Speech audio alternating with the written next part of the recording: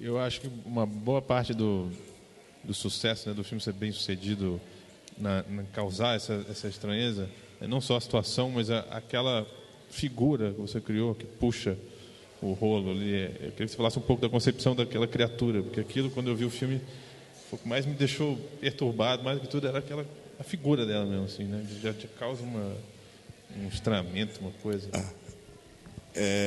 Bom, o personagem ele foi mudando de figura.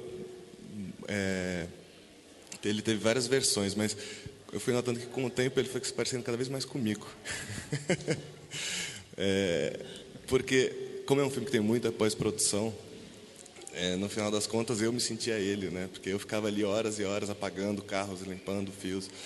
E daí toda essa agonia de uma equipe super reduzida, eu e um assistente por meses a fio ali trabalhando, foi dando esse sofrimento. Acho que isso causou um pouco a angústia do personagem, porque eu estava já angustiado quando eu fazia o filme.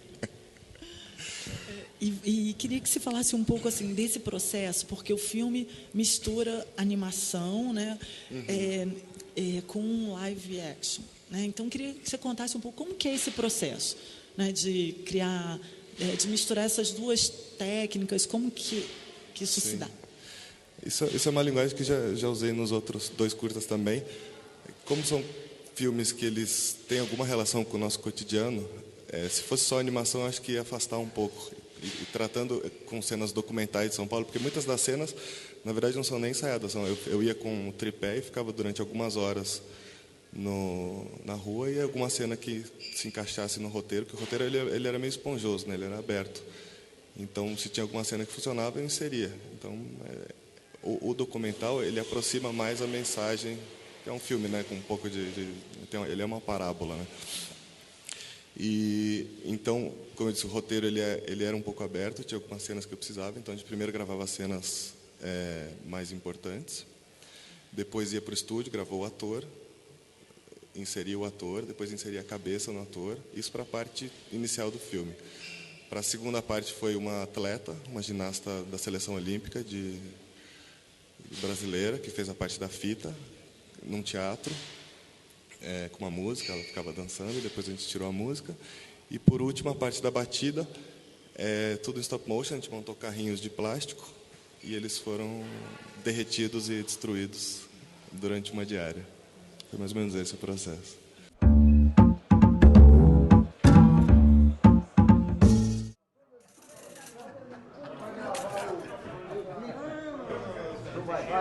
Trem das 11, nunca houve Trem das 11. Teve Trem das 11, mas poucos tempo. Trem das 11 saía daqui às 20h30. 10h45, chegou até 10h40, trem 10h30. 22h20, por aí que ele saía de lá. Tchau.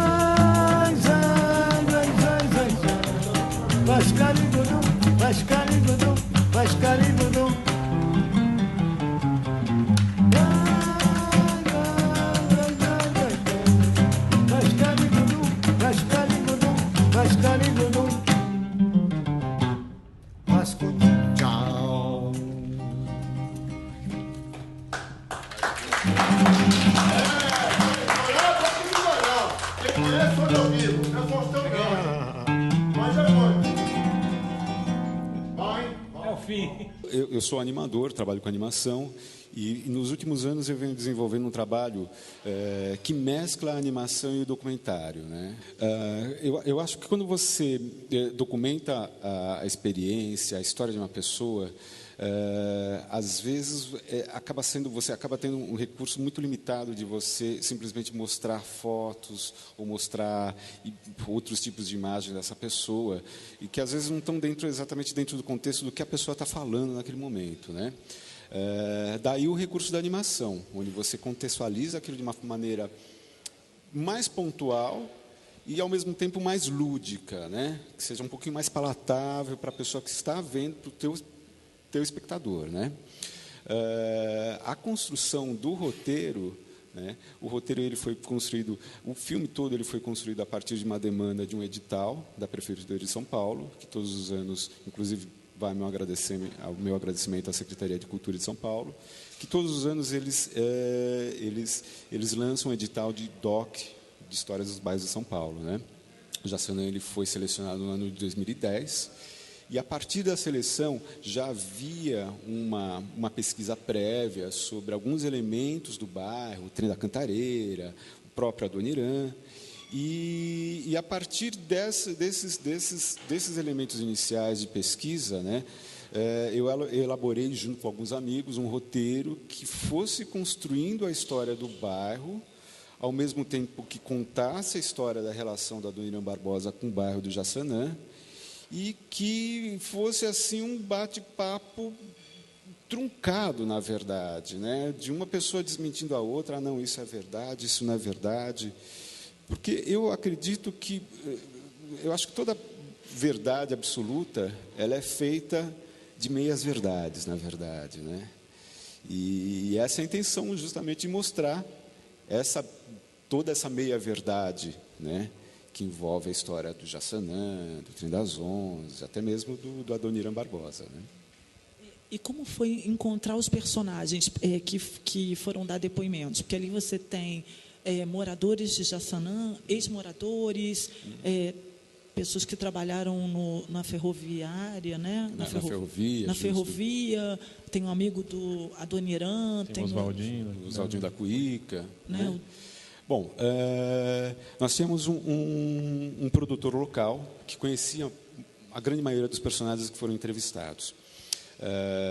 Através também de pesquisa da própria história do Adoniran Barbosa, né? Entramos em contato com o sobrinho do Adoniran Barbosa, com o Oswaldinho da Cuíca, que era amigo pessoal do Adoniran Barbosa, com os próprios Demônios da Garoa, né? Ainda que a formação atual não é exatamente a mesma formação dos anos 60, né? E nós queríamos assim realmente pessoas que fornecessem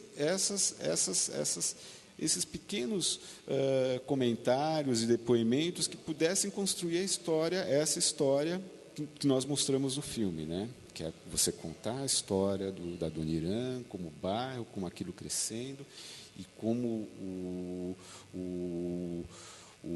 a música, o próprio personagem da Adoniran Barbosa vai se inserindo nesse contexto.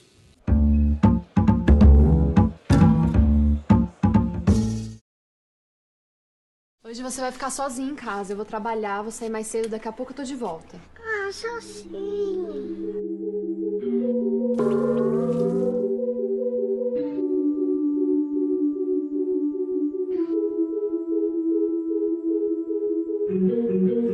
Aqui tem uma porta, ali tem uma mesa e aqui tem um lobo. Cante, é muito cante. Meu nome, se fosse o contrário, ia ser Hollywood. Se meu nome fosse o contrário, ia ser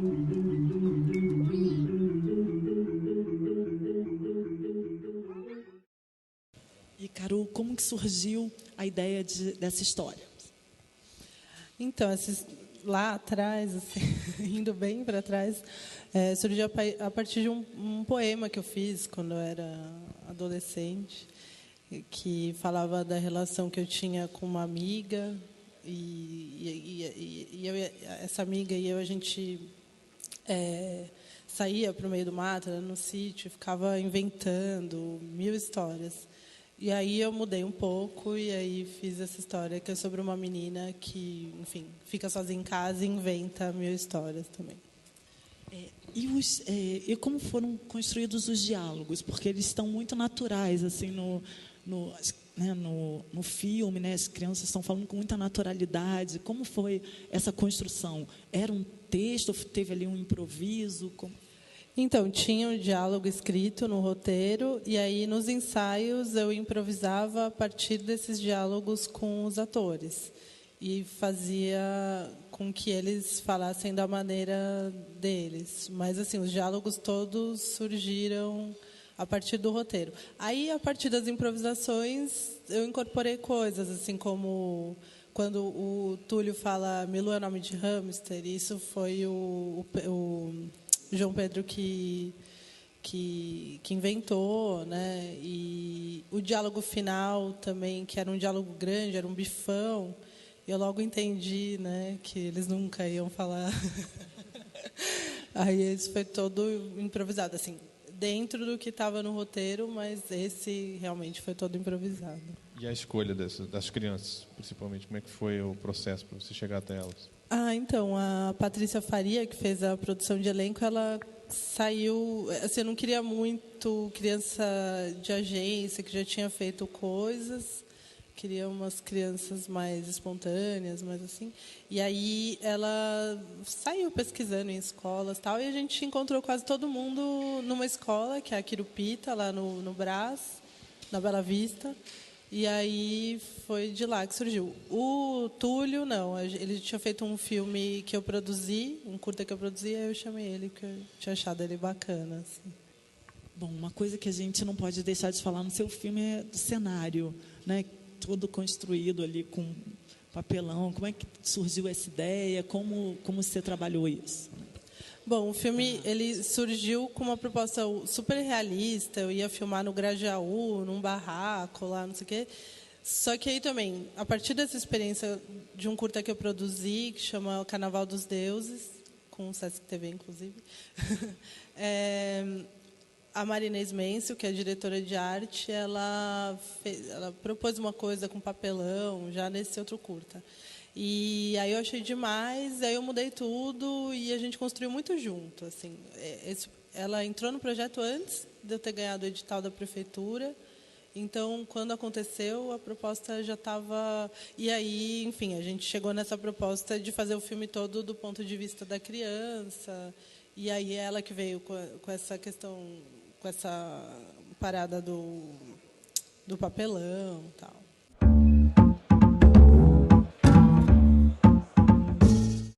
São Paulo. Amo essa cidade. Os caras aparecem aqui, compram a rua inteira como se estivessem comprando cueca. E agora eu sou obrigado a vender a casa. Uma casa.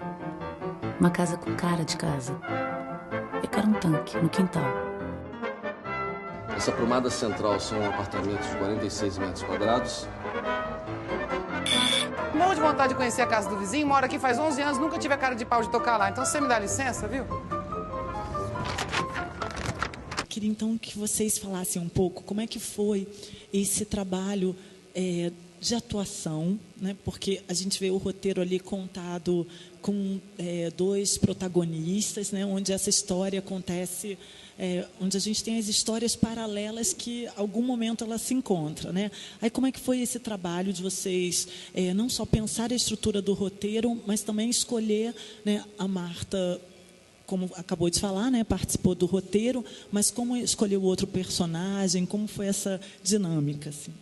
Só para começar antes disso, a ideia do roteiro é tua? Ou você então, teve ideia? Aí já desenvolve já porque ela perguntou. Tá. Tudo começou com o edital da Prefeitura de História dos Bairros. E eu morei um tempão ali na Vila Romana, moro hoje em dia em Perdizes, já faz um tempo que eu frequento ali a Zona Oeste. E aí, quando surgiu na verdade, primeiro veio uma ideia, um sentimento. Eu tinha acabado de me separar, fui morar sozinha, comecei a andar bastante pelas ruas e observar as casas vazias e começar a sacar também a transformação do bairro, que já estava começando essa coisa de demolir casinha e construir, mas não era... Agora, acho que a dimensão, a coisa cresceu muito, né? Então, começou com essa coisa, uma coisa muito pessoal mesmo, de estar andando e ter... Antes de me separar, eu estava procurando casa para comprar. Então, eu entrei muito em casas vazias, também como assistente de direção, essa coisa de locação. Você sempre entra na intimidade dos outros, tem essa coisa de ser um pouco... você invade um pouco, mas, ao mesmo tempo, você vai observando cada cômodo, cada canto, a história de cada um e tal. Aí, bom, surgiu assim, primeiro veio como um argumento de documentário, que era uma personagem, que era até uma arquiteta, procurando uma casa, e, através disso, ela ia sacando que, estava começando as casas que ela queria, casa com quintal, casa em rua tranquila, com árvore, piripiró, estava cada vez mais difícil, realmente, porque começavam a demolir e tal. E aí, bom, não ganhei, fiquei de suplente, foi o primeiro roteiro que eu escrevi na vida, que era esse documentário. E eu tinha uma vontade muito maior, assim, de fazer ficção. E aí eu a Marta já sabia, a gente já se conhecia, a gente já tinha uma vontade de trabalhar juntas. E aí um dia eu contei para ela que eu estava com vontade de adaptar isso, mas que eu ia chamar um roteirista, né? Ela falou assim, não, como assim? Escreve você. Eu falei, eu não sei escrever diálogo, não sei escrever ficção, né? Não sou capaz. Ela, como não? Vamos lá. Eu sou atriz, eu escrevo bem diálogo. Aí, quando ela falou isso, ela me deu uma segurança. Falei, então vamos desenvolver juntas, né? E aí começou um processo que foi muito interessante, de realmente adaptar. Só para concluir, que foi surpreendente, assim, porque tinham cenas, momentos, umas coisas muito íntimas, assim, da minha infância, da minha vida, e da dela de um jeito muito engraçado. Eu escrevia de um lado, ela escrevia do outro, a gente juntava a mesma cena, quando via, pegava a frase de uma com a outra e saía no mesmo tom, numa sintonia que eu fiquei surpresa, assim. Eu queria fazer um adendo que o cinema tem uma magia, assim, algumas coisas, né? A gente tem que tomar cuidado com o que a gente escreve, porque a Marcela contou que ela estava separada e começou a escrever roteiro, procurar casa. E eu, quando eu estava escrevendo esse roteiro com ela, eu estava totalmente casada, estabelecida numa casa. A gente ficou uns 3 anos mandando para edital, não pegamos. E quando a gente pegou, eu me separei e comecei a procurar casa na mesma época que a gente começou a procurar locação e enfim, também como a personagem tem essa busca de um novo amor, também, obviamente, isso se inicia. Então, a gente tem que tomar muito cuidado com o que a gente escreve. E essa coisa do roteiro, da nossa interação, foi muito bacana mesmo, porque um dia a gente sentou e falou, como é que a gente vai começar? A Marcela falou, como é que começa? Como é que começa esse diálogo? Como é que faz? Aí eu lembrei de um poema da Marcela, a gente escreve poesia também, eu e ela. E eu lembrei um poema da Marcela que falava mais ou menos assim, eu não aguento mais perguntar de manhã, com ou sem açúcar, que é bem típico de uma pessoa que você não conhece, né? E aí eu me lembro que eu falei assim, vamos começar com o seu poema. Uma personagem perguntando para alguém, com ou sem açúcar? Então, a gente teve essa interação de muitas coisas pessoais se encaixarem, assim, foi muito bacana. Lembrei do poema. É assim, quero casar, cansei de perguntar, com ou sem açúcar? Que eu escrevi para o Chico Sá, porque um dia ele me contou isso, ele falou, não aguento mais, todo dia de manhã, uma mulher diferente, eu nunca sei se eu boto açúcar, se eu não boto açúcar no café. Eu falei, que horror, Chico, fiquei chocada. E também foi um pouco disso, né? Quando eu me separei, eu fiquei meio chocada como as pessoas não criavam vínculo, as relações estavam efêmeras e tudo meio gratuito. Eu fiquei meio assustada, assim, porque eu estava, sei lá, fui casada há quase 10 anos, e antes eu namorei, então eu estava 12 anos comprometida. Então foi um susto. E o filme é o reflexo disso, né? Essa coisa da paisagem interior, que eu achei que é muito do paulistano, assim, da cidade grande, que aí eu trouxe a relação para a paisagem da cidade, da desconstrução, dessa coisa de estar toda hora se transformando, você não conseguir ter memória, né? Gostar de uma esquina sem que você não reconheça ela daqui a pouco tempo.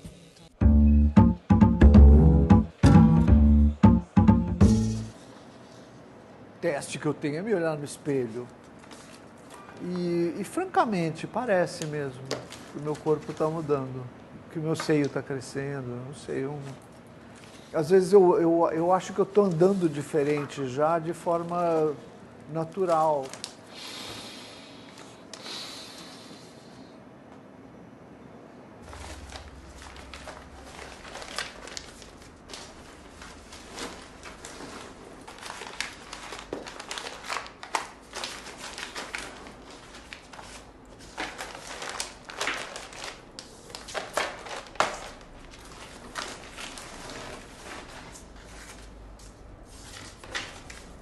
Não sei se me acho bonita, não.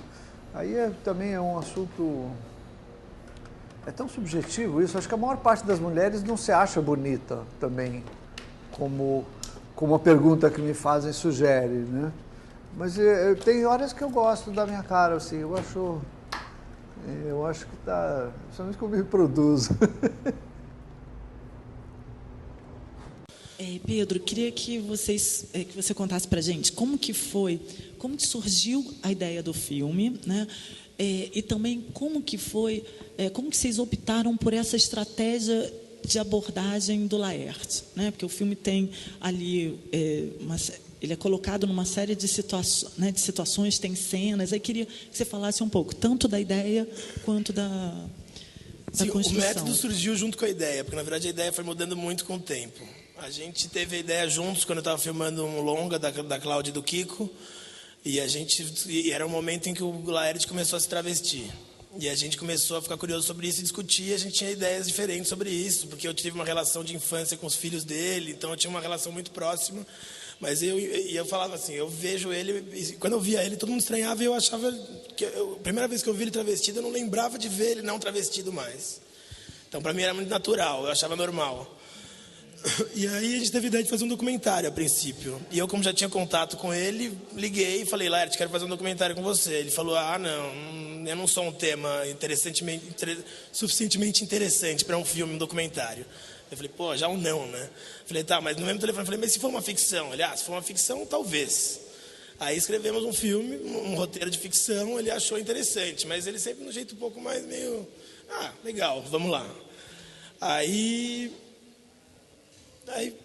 começamos a escrever e mandamos para ele. Ele mal leu, ele não lê muito, ele estava confiando. Aí nisso um dia o Kiko veio trocar ideia comigo sobre uma conversa que ele teve com o Jean-Claude Bernardet, em que o Jean-Claude estava fazendo estavam produzindo uma biografia dele, e a pessoa que estava fazendo a biografia dele, ele percebeu que ele poderia recriar a vida dele mentindo para essa pessoa que estava fazendo a biografia dele. Aí eu achei lindo isso. Falei, pô, que lindo, né? Você pode recriar a sua vida simplesmente mentindo sobre você. Ele queria recriar algumas coisas da vida dele que ele não gostava e foi falando coisas diferentes da vida dele. Aí a gente pensou nesse método. A gente vai entrevistar ele antes. E durante as entrevistas com ele, a primeira premissa da entrevista com ele era assim, é o seguinte, eu quero muito que você minta na entrevista e não me conte nunca o que é mentira e o que é verdade. Até que no segundo dia de entrevista ele falou, hoje eu menti um monte. Tá um prato cheio para você. Era lindo. E aí, depois, em cima das entrevistas, a gente fez um roteiro novo. E o filme ia mudando com o tempo. Né? E o filme foi mudando conforme as entrevistas iam rolando, conforme a gente via as entrevistas, e ele foi se construindo ao longo do tempo. Inclusive, na filmagem, as primeiras cenas que ele pede para pintar com café, mudou uma cena final que não estava. Então, o filme foi realmente se recriando até o fim, até a montagem, que a gente recorreu às entrevistas de novo e colocou outras coisas que a gente não tinha pensado antes, e o filme ficou pronto. E se pudesse eu continuava mudando, mas uma hora a gente tem que parar de mudar, então ele está pronto, agora está pronto. E tem mais, vocês foram criando várias situações, né, que, pelo menos a leitura assim, que eu fiz, elas remetiam a algumas questões até da história do Laerte. Como é que foi essa construção, assim, né? Sim. Inicialmente, a gente, além das entrevistas, dá uma aflição me ver ali. Além das entrevistas, na verdade, o primeiro roteiro foi baseado num livro dele, que é o Laerte Visão, que é um livro em que ele conta memórias dele interpretadas de uma maneira... Memórias mesmo dele, desde a infância, e que você pensando no lance dele se travestir, você percebe nitidamente que ele tinha uma fixação por isso. A história de que ele adorava as roupas das menininhas na primeira comunhão, que ele adorava as misses e tal, ele via programa de missa. Isso começou a gente lendo isso de novo, relendo isso, a gente foi vendo que tinha muito dessa explicação, ou não explicação, enfim, sobre o fato dele se travestir. E o interesse inicial era realmente falar sobre isso. No final, a gente acabou se interessando por fazer um filme que não tinha gênero, assim como ele não sente necessidade de se apontar como travesti, ou bissexual, homossexual. Ele não tem essa necessidade, assim como a gente também criou essa necessidade de não dizer se é um documentário ou uma ficção. Ele é simplesmente um filme. Mesmo porque ele mente ou não mente, a gente não sabe o que é mentira ou o que é verdade, enfim, isso não importa. Né? Quando as pessoas falam, mas é um documentário, não, é um filme. É só um filme.